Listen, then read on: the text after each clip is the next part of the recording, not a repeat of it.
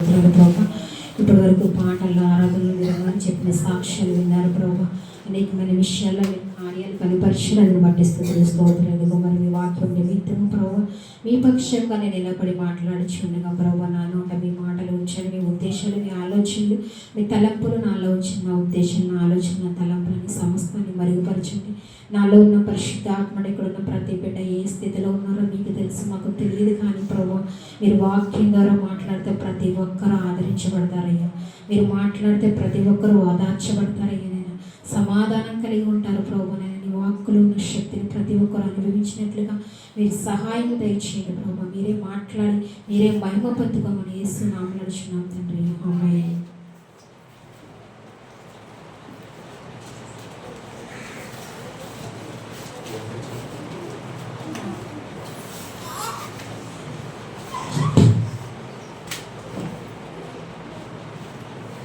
మరి ఈరోజు మనం చెప్పుకునే విషయం ఏంటంటే, నిన్న చెప్పారు మాస్టర్ గారు నాకు, నిన్న ఈవినింగ్ అనుకున్నా. ఈరోజు ఉమెన్స్ డే అని రేపు చెప్పమని అడిగినప్పుడు నేను ఫస్ట్ చెప్పనన్నాను. కానీ దేవుడు ఒక వాక్యం మాత్రం గుర్తు చేస్తానండి.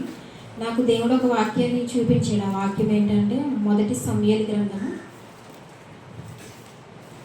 1వ అధ్యాయం 18వ వచనం నుంచి ఆ వాక్యం గురించి చెప్తున్నాడు అనమాట దేవుడు. దానిలో ఒకసారి చూద్దాం. మీరందరూ తీసి బైబిల్స్ చూడండి, రెఫరెన్స్ చెప్పడం నేనే చదువుతాను. తరువాత ఆ స్త్రీ తన దారిన వెళ్ళిపోయి భోజనము చేయొచ్చు, నాట నుండి దుఃఖముఖిగా ఉండుట మానేను. నాకు దేవుడు చెప్పిన వాక్యం ఏంటంటే, నాట నుండి దుఃఖముఖిగా ఉండుట మానేను.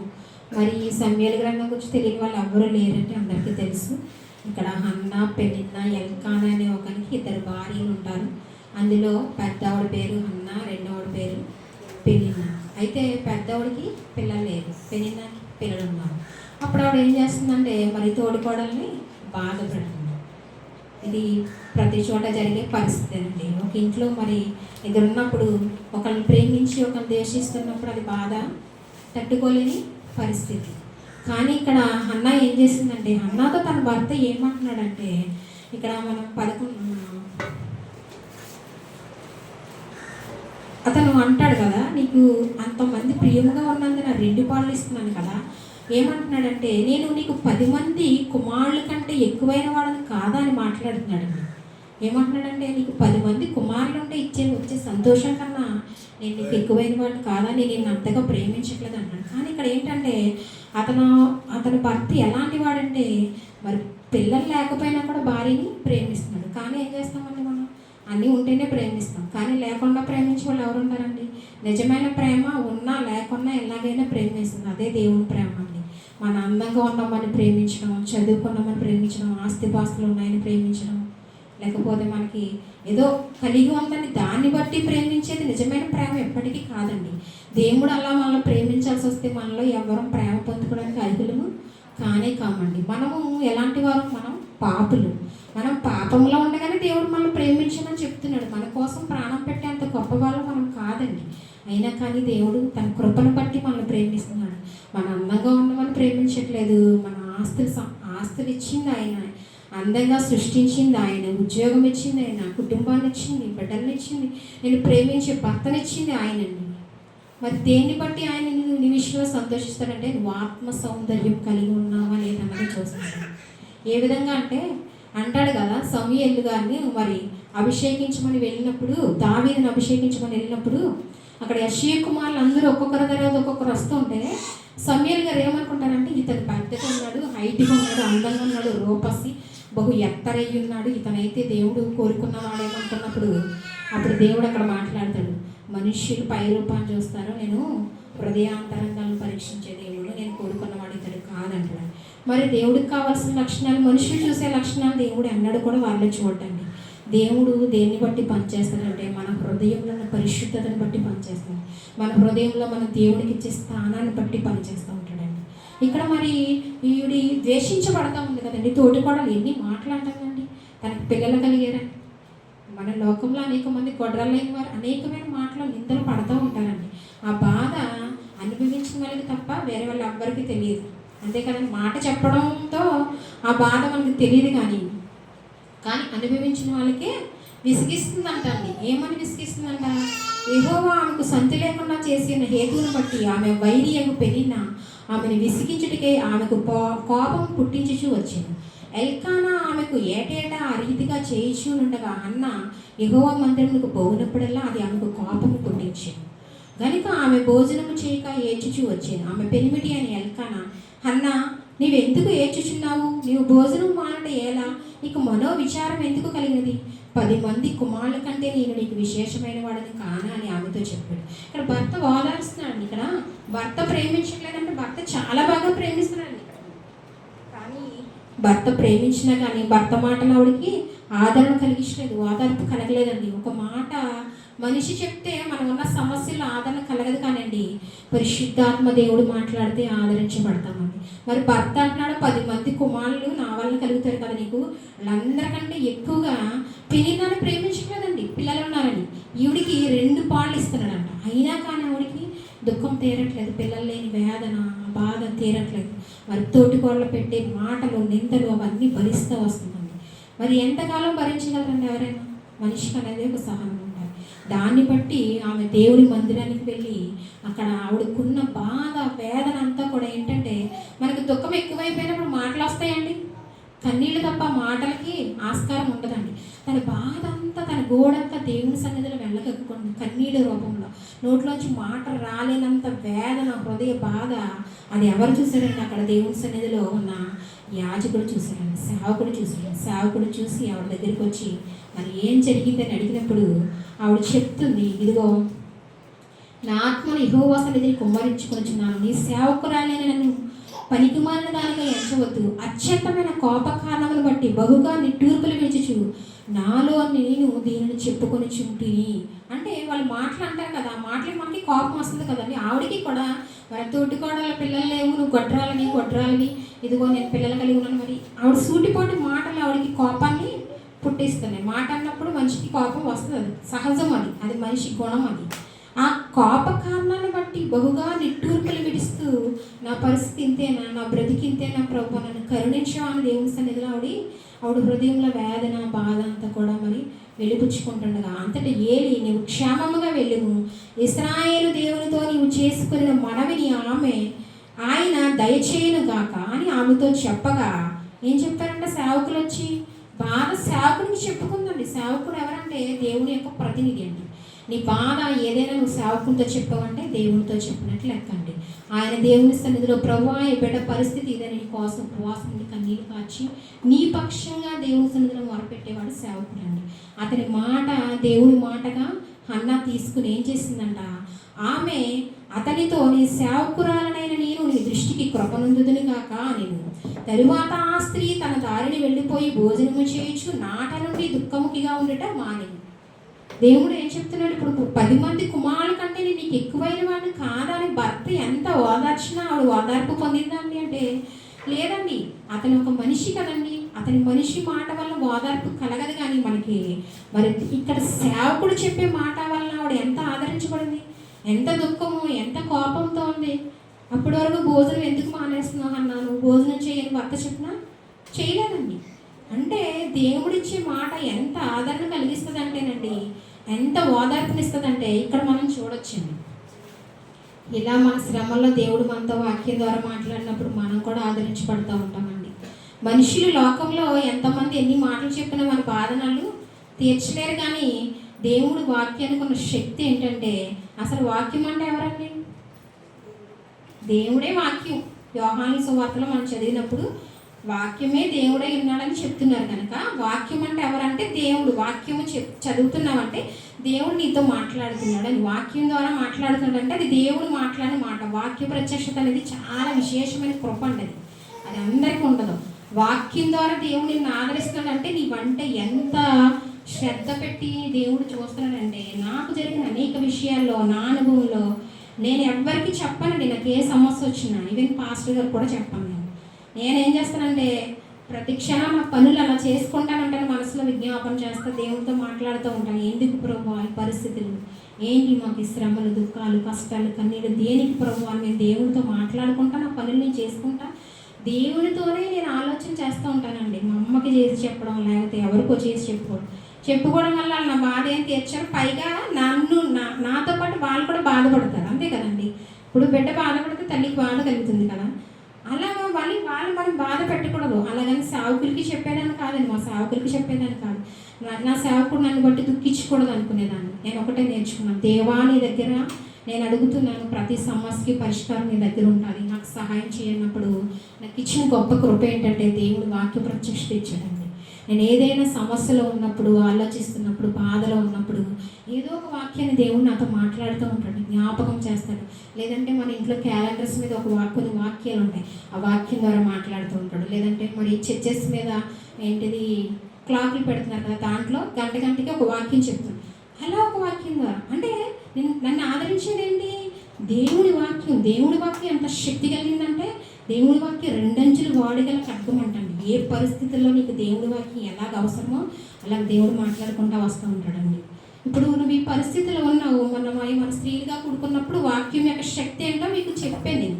2 అంచులు ఖడ్గం అంటే ఏంటో ఆ రోజు మనం మాట్లాడుకున్నాం. ఒక స్థితిలో అంటాడు, మూర్ఖుడికి నువ్వు ఉత్తరం ఇవ్వద్దు అని చెప్తాడండి. అంటే మూర్ఖుడికి కొంచెం సమాధానం చెప్పామనుకో, ఆడికన్నా మూర్ఖులు మనం అవుతాం.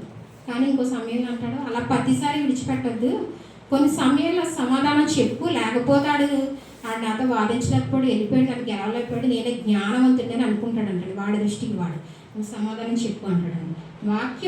ఒక వాక్యమే ఒక ప్లేస్లో మాట్లాడొద్దని చెప్పింది, ఇంకో అంచు ఏంటంటే మాట్లాడమని చెప్తుంది. వాక్యానికి ఉన్న 2 అంచులు ఏంటంటే మనం ఆ రోజు మాట్లాడుకున్న వాక్యం కూడా ఇదేనండి. అంతే కదండి. దేవుడు ఒక ప్లేస్లో మౌనంగా ఉండమన్నప్పుడు మనం మౌనంగా ఉండాలండి. ఒక ప్లేస్లో నువ్వు మాట్లాడన్నప్పుడు మాట్లాడాలి. కొన్ని సమయాలు కొంతకాలం నువ్వు మౌనంగా ఉండమన్నప్పుడు మౌనంగా ఉండాలి. నీకు మాట్లాడే అవకాశం వచ్చినప్పుడు ఖచ్చితంగా నువ్వు మాట్లాడాలి. దేవుని వాక్యానికి ఉన్న శక్తిని, ఆ మహిమను మనం పొందుకున్నప్పుడు ఆ విధానం వేరుగా ఉంటుందండి. నిత్యము దేవునితో నడిపించే అనుభవం కావాలండి. ఇదే కాకుండా బైబిల్లో మరి ఇంకొక 2 స్త్రీలు ఉన్నారండి. వీళ్ళు కూడా ఏంటంటే ఇక్కడ ఒక భర్తకి 2 భార్యలు వీరు.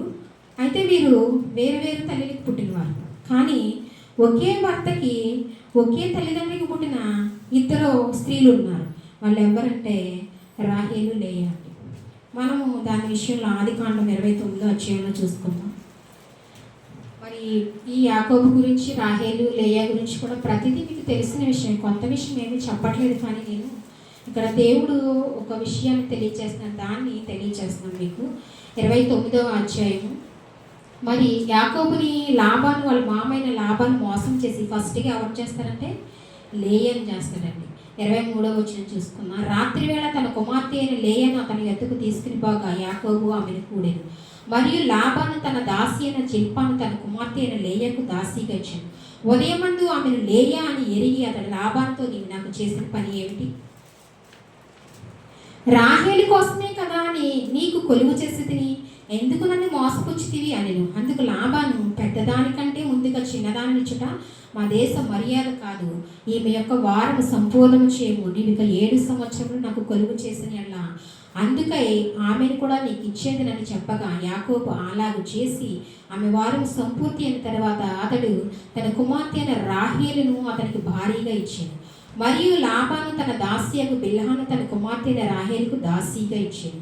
యాకోబు రాహేలును కూడెను. మరియు అతడు లేయా కంటే రాహేలును బహుగా ప్రేమించి అతనికి మరి 7 ఏళ్ళు కొలువు చేశాడంటండి. ఇక్కడ మరి యాకోబు గారు ఎవరిని ప్రేమించారంటే చిన్నదైన రాహేలును ప్రేమించి వాళ్ళ మామగారికి పరిచర్య చేశాడు, సేవ చేశాడండి.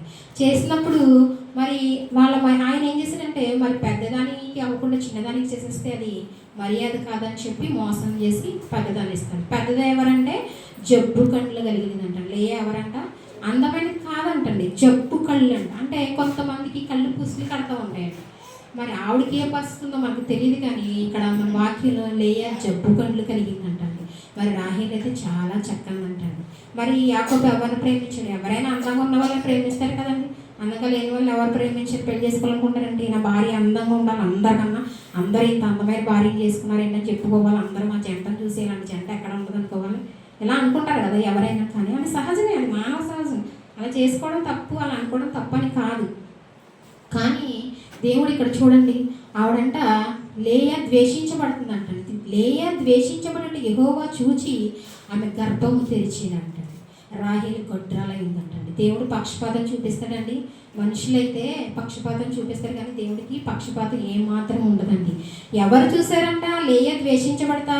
ఎలా ద్వేషిస్తుంది? రాహేలు ద్వేషిస్తుంది. నా భర్త నన్ను ప్రేమిస్తున్నాడు, నేను చాలా అందగత్తిని, నువ్వు అందంగా లేవు కదా, నీ దగ్గరికి రాడు, నేను ఏలుకోడని చెప్పి అవని మరి అక్కడ ఖండాన్ని పెనిన్న ఏ విధంగా బాధ పెట్టిందో మరి ఇక్కడ అక్కే, సొంత అక్కనే మరి చెల్లెలు బాధ పెడతా ఉన్నాను, ద్వేషిస్తుందంట.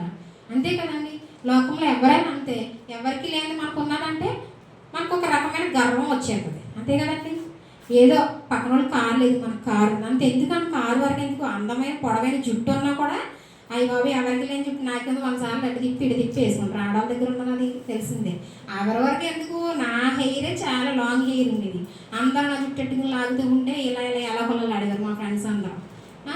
దాన్ని బట్టి ఒక రకమైన గర్వం. లేకపోతే నేను స్టడీస్లో ఫస్ట్ క్లాస్ స్టూడెంట్ని, నేను మెరిట్ లిస్ట్లో ఫస్ట్ ఉంటాను ఎప్పుడు, అదొక రకమైన గర్వం. ఆ గర్వాలన్నీ ఎవరు సరిచేస్తారంటే దేవుడు సరిచేస్తారండి. అవేవి లోకానికి సంబంధించినవి కానీ మన పరలోక రాజ్యం అనడానికి పనిచేయండి. ఆ గర్వాలు ఏమి లేకుండా ప్రతి క్షణము ఏం చేస్తాడంటే శిలగా ఉన్న మనల్ని శిల్పంగా మార్చడానికి ఆయన వచ్చాడంట. ఉలి చేత పట్టి చెప్తాడంట. ఆనంద్ జయకూడ గారు రాసిన ఒక పాట ఉంటుంది, అది నిజంగా నాకు చాలా ఇష్టమైన పాట అండి. ఎందుకంటే నా జీవితాన్ని నేను శిలగా ఉన్న నన్ను, నేను లోకంలో బ్రతుకుతూ నేను బాగా చదువుకున్నానని, లేకపోతే నాకు కలిగి ఉన్న దాని తలాంతులు బట్టి నేను టైపింగ్లో కానీ ఎందులో కానీ నేను చదువుల్లో నా టాలెంట్స్ అన్నీ కూడా ఒక నంబర్ 1 స్టూడెంట్ అని ఒక రకమైన గర్వం. ఆ గర్వం అంతా దేవుడు ఎలా చేశాడంటే అనేక శ్రమలు కూడా నడిపిస్తా అని గర్వం ఏమి పనిచేయదు. నేనుండాలి, నువ్వు నాకు ఇష్టమైన బిడ్డవి, తల్లి గర్భంలో నువ్వు పడకముందు నేను రూపించుకున్నానని చెప్పి ఆయన నన్ను పిలిచిన విధానం ఉంది చూసారా. చిన్ననాటి నుంచి దర్శనం, 5th క్లాస్ చదివేటప్పుడు నాకు దర్శనం వచ్చిందండి. ఆ ప్రార్థించిన ప్రార్థన ఎలా చేయాలో తెలియదు నాకు. ఆ సమయంలో ఆ ప్రార్థన ద్వారా దేవుడు నాకు ఏ దర్శనం అయితే చూపించాడో ఉదయకాలం అదే దర్శనం నెరవేరినప్పుడు మేము దేవుడు అంటే తెలియని పరిస్థితుల్లో కూడా దేవుడు నన్ను అప్పుడే ఏర్పాటు చేసుకున్నాడు. అప్పట్లోనే దర్శనాల్లో వచ్చి నాతో మాట్లాడుతూ ఉండేవాడండి. కానీ మేము దాన్ని గ్రహించలేదు. మేము గ్రహించి దేవుని తెలుసుకొని దేవునిలో బలపడడానికి మాకు 2013వ సంవత్సరం వరకు నేను దేవుని బలాన్ని శక్తిని ఎరగలేదండి. అవసరానికే ప్రార్థన, అవసరానికే దేవుడు, అవసరాలు మొక్కుబడి తీర్చుకుని వెళ్ళిపోవడం అంతే. నేను 10th పాస్ అవ్వాలి ప్రభు, నేను 10th పాస్ అయితే బాప్తిజం అంటేనే తెలియదు నాకు. బాప్తిజం తీసేసుకుంటాను, మొక్కుబడి చేసేసాను. 10th పాస్ అవ్వడం కాదు, స్కూల్ 2nd వచ్చావు అని చెప్పేసరికి నాకు షాక్ అయిపోయింది తెలుసా అండి. నేనేంటి స్కూల్ 2nd రావడం ఏంటంటే దేవుడి కృప నీ ఎడల అత్యధికంగా ఉంటే నువ్వు అడిగిన దానికంటే ఊహించిన దానికంటే అత్యధికంగా చేసే శక్తి కలిగింది. లోకంలో ఇన్ని అర్హతలు ఉన్నాయి, ఇన్ని క్వాలిటీస్ ఉన్నాయి, కానీ దేవుని సన్నిధిలో మొన్న ఒక సిస్టర్ అడుగుతుంది, శాంతి అని బైబిల్ కాలేజ్కి వస్తుంది, నువ్వు అసలు చదువుకున్నావా, నువ్వు చదువుకున్నట్టుగా ఎప్పుడు లేవంటే దేవుని సన్నిధిలో నేను చదువుకున్నాను, ఎక్కడ చూపించుకోవాల్సిన అవసరం నాకు రాలేదు.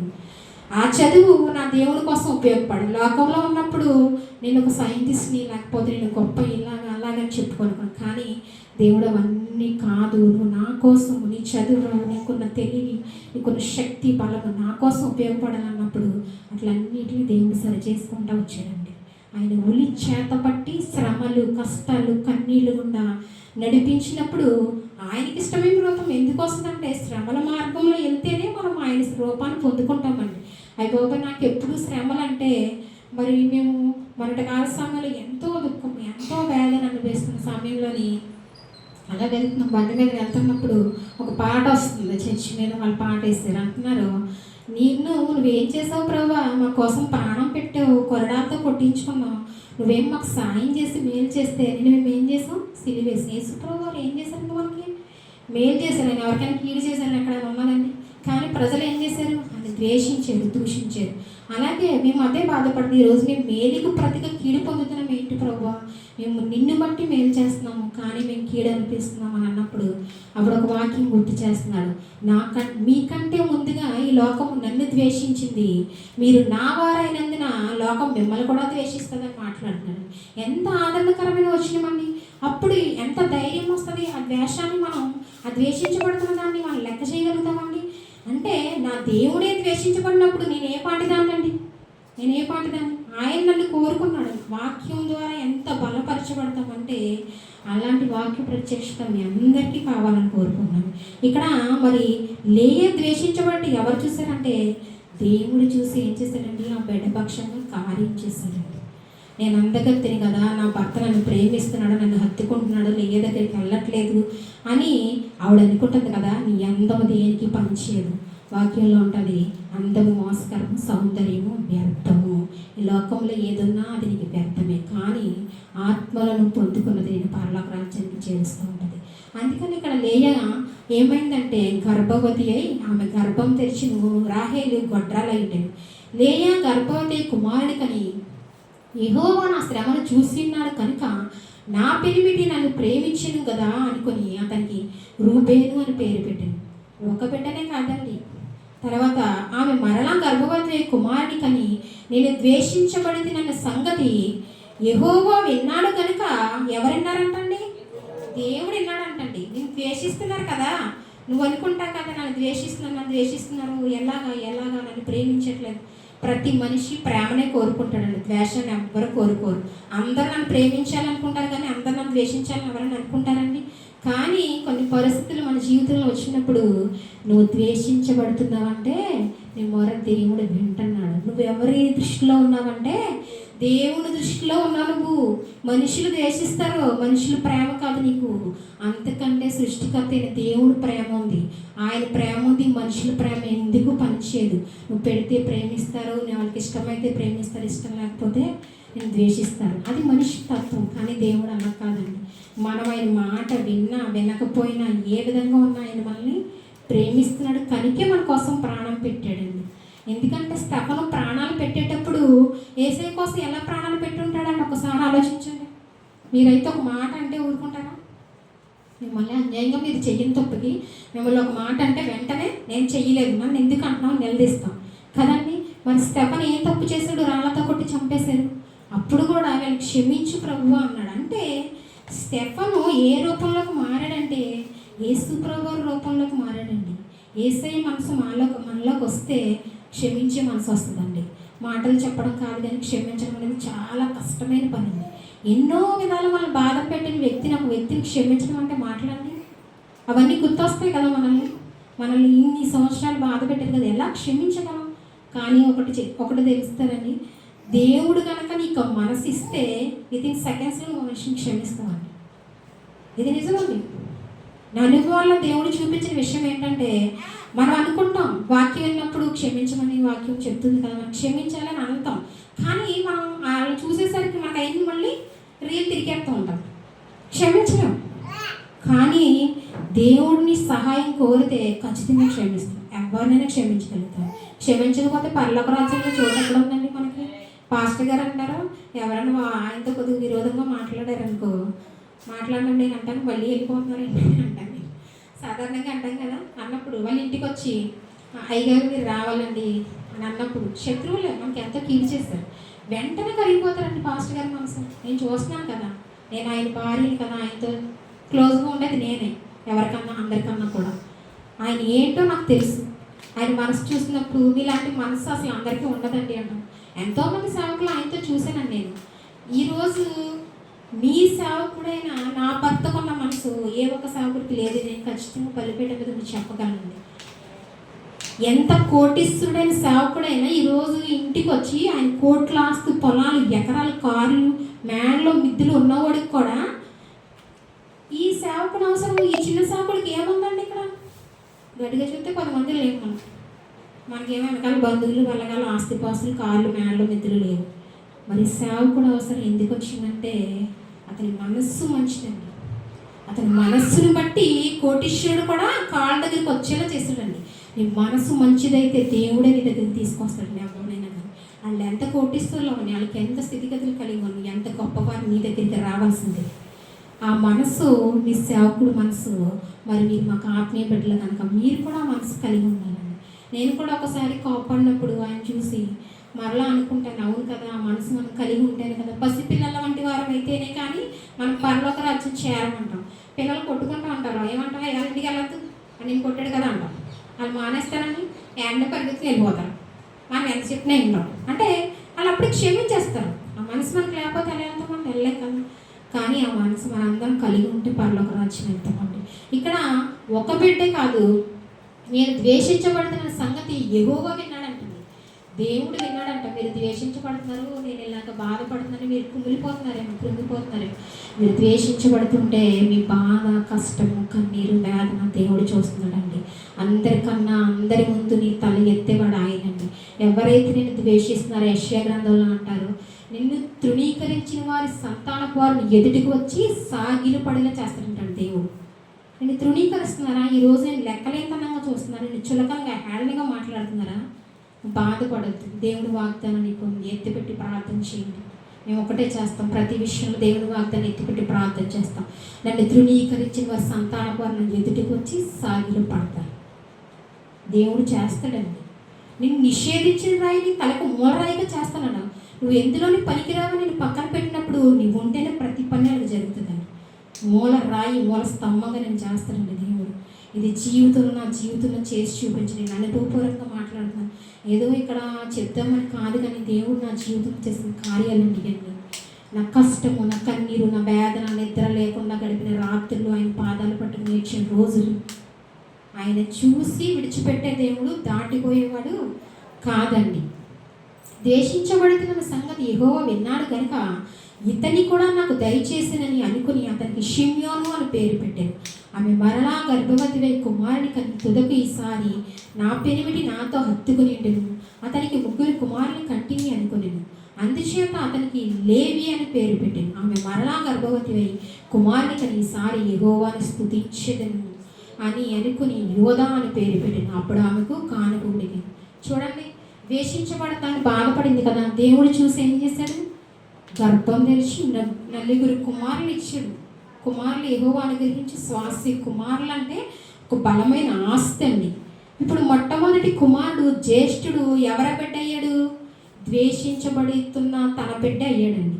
జ్యేష్ఠత్వంకు బైబిల్లో మరి ఒక చోట ఉంటుంది, జ్యేష్ఠుడు అంట తండ్రి యొక్క బల ప్రారంభం అంటండి. తండ్రికి జ్యేష్ఠుడి మీద చాలా ప్రేమ ఉంటుందంటండి.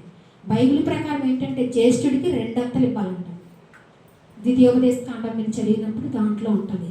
అందరి బిడ్డలకి 1 వంతు ఇస్తే తండ్రి యొక్క జ్యేష్ఠత్వం, జ్యేష్ఠ కుమారుడు ఆయన బల ప్రారంభం, అతని తండ్రిగా మొట్టమొదటి తండ్రి అవ్వడానికి ఆ బిడ్డ కారణమయ్యాడు. తండ్రిగా పిలిచే ఆ పరిస్థితి ఆ బిడ్డ వల్ల వచ్చింది కనుక దేవుడు అంటాడు, పెద్ద కుమారుడికి 2 అంతలు ఇవ్వాలి, రెట్టింపు ఇవ్వాలి.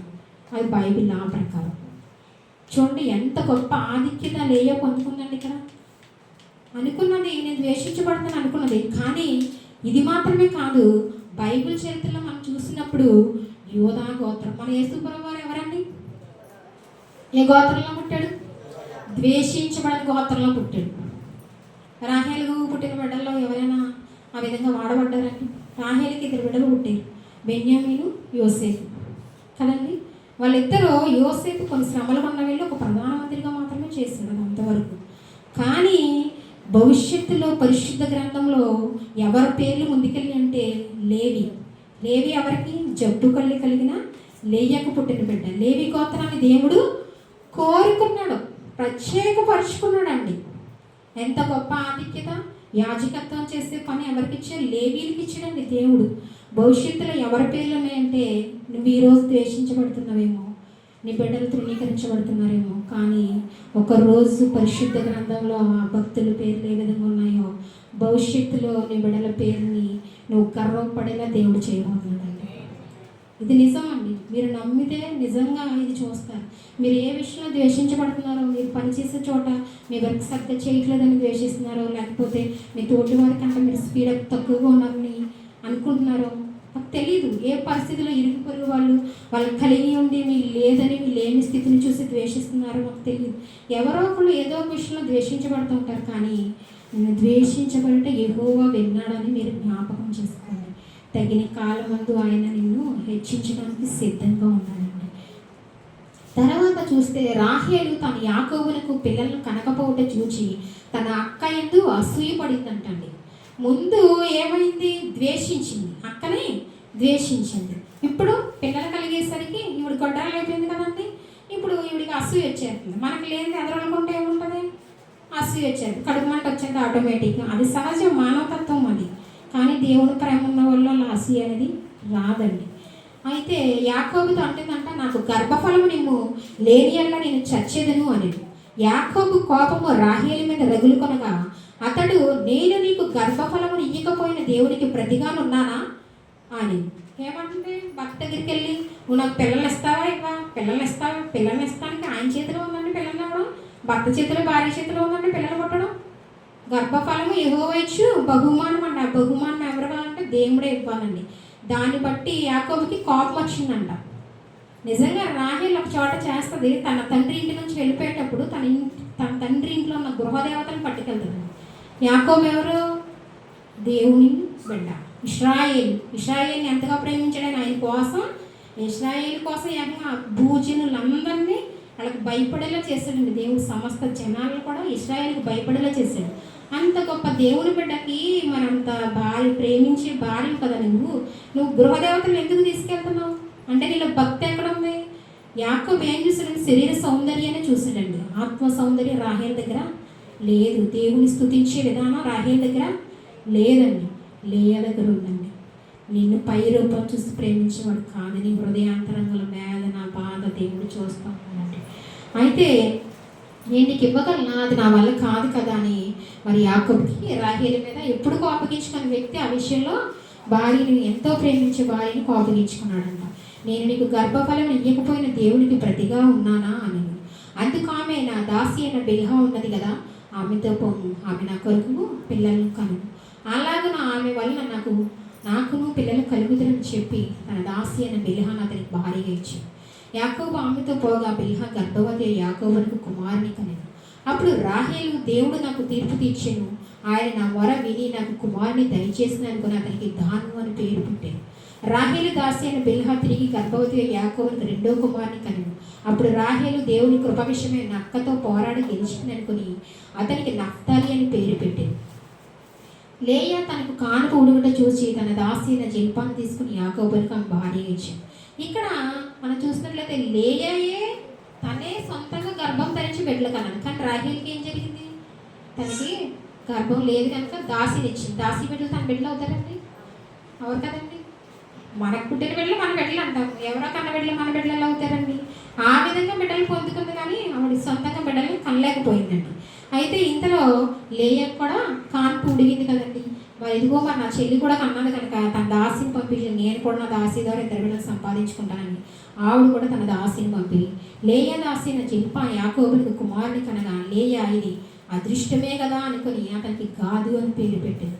లేయా దాసి అయిన జిల్పా యాకోబునికి రెండో కుమారుని కనగా లేయా, నేను భాగ్యవంతురాలను, స్త్రీలు నన్ను భాగ్యవతి అందురు కదా అని అతనికి ఆషేరు అని పేరు పెట్టాడు.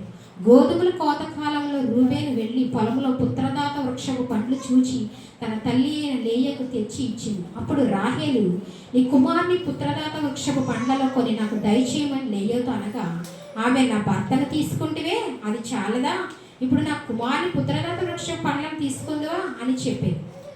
ఏమంటుందండి? ఇప్పుడు ఎవరైనా ప్రతి స్త్రీ తన భర్త తను ప్రేమించాలనుకుంటారు, అంతే కదండి. వాక్యం కూడా అదే చెప్తుంది. పెళ్లి ప్రమాణాలు ఏం చెప్తారంటే తల్లిని తండ్రిని విడిచి భార్యని హత్తుకోమంటారు. అది ఇష్టం ఉండదు చాలామందికి, ఆ వాక్యాన్ని ఇష్టపడదు చాలామంది. హత్తుకోమనే చెప్పాడండి దేవుడు, భార్యని ప్రేమించమనే చెప్పాడు.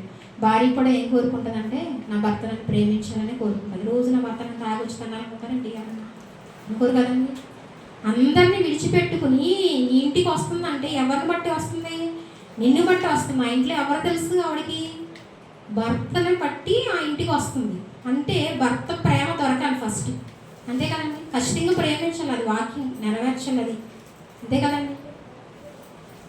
ఆ విధంగా మరి ఆ భర్త ప్రేమ ఇక్కడికి లేయకు దొరకలేదండి. అది కాకుండా ఇప్పుడు పెద్ద కుమారుడు వెళ్ళి బిడ్డలు పుట్టడానికి ఏదో వృక్షం ఉందంట, ఆ వృక్ష ఫలాలు తీసుకొస్తుంటే రాహేలు అడుగుతుందంట. ఆ వృక్ష ఫలాలు కూడా నీకు ఇమ్మని అడుగుతుందంట. ఏంటి, నా భర్తను తీసేసుకున్నావు సరిపోలేదా, ఇంకా ఈ పళ్ళు కూడా తీసేసుకుంటావా, నువ్వు దీన్ని కూడా తీసేసుకుంటావా అని అడుగుతుంది. మరి అంతే కదండి, బాధ కలుగుతుంది కదా. ఇప్పుడు నా కుమారుని పుత్రదాత వృక్షం పండ్లను తీసుకుందివా అని చెప్పాను. అందుకు రాహేలు, కాబట్టి నీ కుమారుని పుత్రదాత వృక్షం పండ్ల నిమిత్తం అతడి రాత్రి నీతో శయనించనని చెప్పాను. సాయంకాలం ముందు యాకోబు పొలం నుండి వచ్చినప్పుడు లేయా అతన్ని ఎదుర్కొని పోయి, నీవు నా ఎద్దకు రావలను, నా కుమారుని పుత్రదాత వృక్షముతో పండ్లతో నేను కొట్టినని చెప్పాను. కాబట్టి అతడు ఆ రాత్రి ఆమెతో శయనించాను. దేవుడు లేయా మనని వినను కనుక ఆమె గర్భవతిగా యాకోబులకు 5వ కుమారుని కన్నా. ఎంతమంది కుమారులు కన్నదని ఇప్పుడు లేయా? ద్వేషించబడిన వాడికి 5 పిల్లలు పుట్టారు. ఇంకా లేయా, నేను నా పెనిమిటికి నా దాసిని ఇచ్చిన నా దేవుడు నాకు ప్రతిఫలంగా దయచేసి అనుకుని అతనికి ఇస్సాకారు అని పేరు పెట్టాను. లేయా మళ్ళా గర్భవతి యాకోబుకు 6వ కుమారుని కనెను. అప్పుడు లేయా, దేవుడు మంచి బహుమతి నాకు దయచేసిన నా పెనిమిటికి 6 కుమారులు కలిగి ఉన్నాను కనుక అతడికను నాతో కాపురం చేయని అనుకుని అతనికి జబూలు అని పేరు పెట్టాను. ఈ బిడ్డలను బట్టి కన్నా దేవుడు భర్త నన్ను ప్రేమిస్తానని ఆవిడంట ఆశపడిందంట. ఆ తర్వాత ఆమె కుమార్తెని కని ఆమెకు దీనా అని పేరు పెట్టాను. దేవుడు రాహేలు జ్ఞాపకం చేసుకుని ఆమె మనవి విని ఆమె గర్భం తెచ్చాడు. ఇంతమంది 6 కుమార్తెలు కూడా ఇచ్చాడంట గిఫ్ట్గా. లాస్ట్లో మనం కొట్టు దగ్గరికి వెళ్ళినప్పుడు బేరవాడు అన్ని సరుకులు కొనుక్కున్న తర్వాత ఏదో కొసరెట్టని అడుగుతాం కదా, అలా కొసరి కింద కూతురు కూడా లోటు లేకుండా ఇచ్చేసాడు దేవుడు. అంత గొప్ప దేవుడు అండి. రాహేలుకి ఇవ్వలేదు ఆడబిడ్డని. మాకు ఫస్ట్ మగబిడ్డ ఉన్నాడు, ఎలీషాని ఇచ్చాడు. మేము మా ఎలీషా కోసం ప్రార్థన చేయలేదండి. దేవుడు ఇచ్చాడు మగబిడ్డ. ఏ బిడ్డ ఇస్తే ఆ బిడ్డ కావాలి మేము అసలు ఆలోచన కూడా చేయలేదు. కానీ ఆడబిడ్డలు అంటే ఉన్న మమకారాన్ని బట్టి మేము పదస్స విషయంలో ప్రార్థన చేసాం. పాస్టర్ గారు మేము కూడా మాకు అమ్మాయి కావాలి ప్రభు అని ప్రార్థన చేసాం. మరి మాకు అమ్మాయిని ఇచ్చాడు కదండి దేవుడు. అంటే ఆడబిడ్డని ఇచ్చాడు, మగబిడ్డని ఇచ్చాడు. ఇద్దరు ఒకళ్ళు ఉంటే ఒకళ్ళు కావాలని ఎవరికైనా ఆశ ఉంది. అందరూ ఇద్దరు అమ్మాయిలు అనుకో అబ్బాయి కావాలనుకో ఎవరో ఒకళ్ళు ఉండాలి ఖచ్చితంగా, వాళ్ళు వీళ్ళు కూడా ఉండాలి కదా. మరి ఆ విధంగా ఇక్కడ లేయాకి ఇంకా గొప్ప గిఫ్ట్ ఏంటంటే ఆడబిడ్డను కూడా ఇచ్చాడు, అందమైన కుమార్తెను ఇచ్చాడు, అందమైన బిడ్డలను ఇచ్చాడు. కానీ అలాగని మరి రాహేల్ని విడిచిపెట్టలేదంటండి. ఆవిడ కూడా మనవ చేసిందేమో, మరి మనసు మార్చుకుందేమో, దేవుడి వైపు మనసు తిప్పుకుందేమో మనకు తెలియదు. కానీ ఆవిడని కూడా జ్ఞాపకం చేసుకున్నాడంట దేవుడు. రాహేల్ని కూడా జ్ఞాపకం చేసుకొని ఆమె మనం విని ఆమె గర్భం తెచ్చి అప్పుడు ఆమె గర్భవతి కుమారుని కని దేవుడు నా నింద తొలగించింది అనుకొని, మరియు ఆమె యెహోవా మరి యొక్క కుమారుని నాకు దయచేయను గాక అనుకొని అతనికి యోసేపు అని పేరు పెట్టాడు. ఆ యోసేపు గురించి మనకు తెలుసు కదండి, ప్రధానమంత్రి అయ్యాడు ఐగుప్తు దేశానికి అని చెప్తాం కదా. అంటే రాహేలుకు పుట్టిన బిడ్డ యోసేపు, తర్వాత నెక్స్ట్ బెన్యామీన్. వాళ్ళిద్దరినే రాహేలు కన్నదండి. వాళ్ళిద్దరూ ఏంటంటే ఆ ఐగుప్తు విషయంలో అక్కడి వరకు ప్రధానమంత్రి వరకే యోసేపుని వాడుకున్నాడు. కానీ భవిష్యత్ గ్రంథంలో ఎవరు వాడుకున్నాడంటే ద్వేషించబడిన లేయా బిడ్డలే వాడుకున్నాడండి. ఇప్పటికీ లేవి గోత్రాన్ని వాడుకుంటున్నాడండి. ఈరోజు నువ్వు ద్వేషించబడితే, నువ్వు తృణీకరించబడితే దేవుడు నిన్ను విడిచిపెట్టలేదు. నీకు వాగ్దానం ఇస్తున్నాడు. నీ బిడ్డల్ని ఉన్నత స్థలాల మీద ఎక్కిస్తాను వాగ్దానం ఇస్తున్నాడండి. నువ్వు అనుభవించిన నిందలు నీ బిడ్డలకు కలగకుండా నువ్వు ఏదైతే నువ్వు శ్రమ అనుభవించవో, ఏదైతే బాధ, కష్టము, వేదన, కన్నీరు అంతా నీ దేవుని సన్నిధిలో ఉన్నాయండి. ఒక దినాన్ని అది నువ్వు ప్రతిఫలాన్ని చూడబోతున్నావు. ఖచ్చితంగా దేవుడు ఇది చేయబోతున్నాడండి. ప్రతి ఒక్కరి విషయంలో దేవుడు చేయడానికి ఇష్టపడుతున్నాడు. నువ్వు దేవుడిని నమ్మితే నిజంగా కార్యం చూస్తావు. మరి ఒకసారి కూడా పాట రాస్తాడు కదండి. చెమ్మగిల్లు కళ్ళలోన కన్నీరెంత కాలం, కష్టాల బాటలోని సాగదు పయనం, విడుదల సమీపించెను, నీకు వెలుగు ఉదయించెను, విడుదల సమీపించెను, నీకు వెలుగు ఉదయించెను. నీవు పొందిన నిందకు ప్రతిగా పూదండ ప్రభువు ఇచ్చునులే. నీవు పొందిన వేదనలన్నీ త్వరలో తీరిపోవునులే. నీవు పొందిన నిందకు ప్రతిగా పూదండ ప్రభువు ఇచ్చునులే. నీవు పొందిన వేదనలన్నీ త్వరలో తీరిపోవునులే. నీ స్థితి చూసి నవ్విన వారి సిగ్గుపడే దినమొచ్చెనులే. నీ స్థితి చూసి నవ్విన వారి సిగ్గుపడే దినమొచ్చెనులే. విడుదల సమీపించెను, నీకు వెలుగు ఉదయించెను. విడుదల సమీపించెను, నీకు వెలుగు ఉదయించెను. చెమ్మగిల్లు కళ్ళలోన కన్నీరెంత కాలం, కష్టాల బాటలోన సాగదు పయనం, విడుదల సమీపించెను, నీకు వెలుగు ఉదయించెను.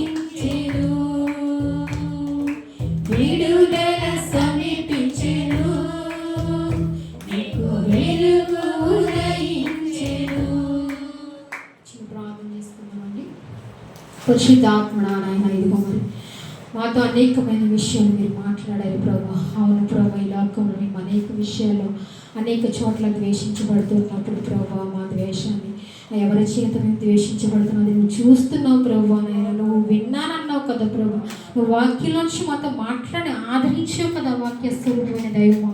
మీకు స్తోత్రాలు ప్రభా. నీ మాట శక్తి కలిగినది ప్రభా, నీ మాట పరిస్థితులు మార్చిని దేవా. నేను శక్తి కలిగిన దేవుడు, నీ ముందు ఏది నిలవచ్చాలదు ప్రభా. నాయన తండ్రి, నువ్వు సర్వశక్తి కలిగిన దేవుడు కదా ప్రభా. నాయన అయ్యా, నీ వాక్యం ద్వారా ఈరోజు మాతో మాట్లాడినందుకు వందనాలు ప్రభా.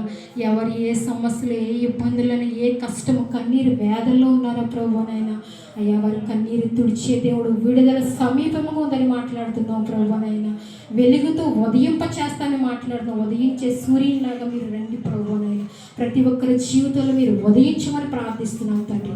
వారి చీకటి బ్రతుకుల్లో నేను చిరుదీపముగా మీరు రమ్మని ప్రార్థిస్తున్నాం. నీ ఎంతో బలాన్ని పొందుకునే తండ్రి, నానాటికి నేను తండ్రి బలపడినట్లు ప్రతి ఒక్కరిని మీరు బలపరచండి ప్రభా. ఈ కొద్ది మాటలు నేను తండ్రి నన్ను మీరు దీవించి ఆశీర్వదించమని యేసు నామమున అడిగి వేడుకొని